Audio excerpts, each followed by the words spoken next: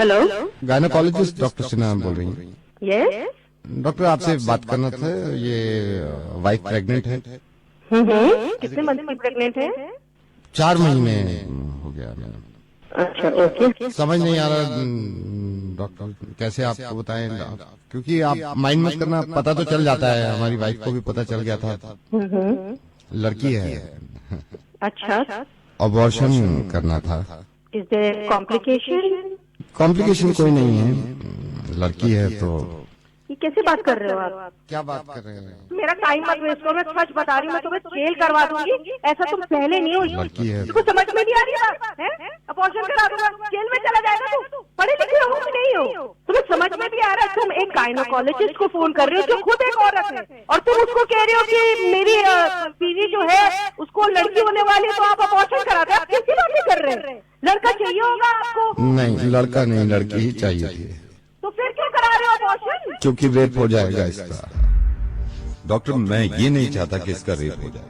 I am so sorry doctor, मैं नवेद बोल रहा हूँ रेडियो मिर्ची से, और मुझे मालूम है कि आपके पास कॉल्स आती होंगी, लेकिन उनकी वजह यही होती होगी कि मैं दहेज नहीं दे सकता या मैं लड़की को पढ़ा नहीं सकता। लेकिन अब कॉल्स आया करेंगी, और वजह ये हुआ करेगी डॉक्टर कि मैं अपनी बच्ची को पैदा नहीं होने देना चाहता, क्योंकि इसका रेप हो सकता है। डॉक्टर, आपको मालूम है कि इंसान की फिक्र ये हुआ करती थी जब उसकी लड़की होती थी कि जब जवान हो जाएगी तो क्या होगा।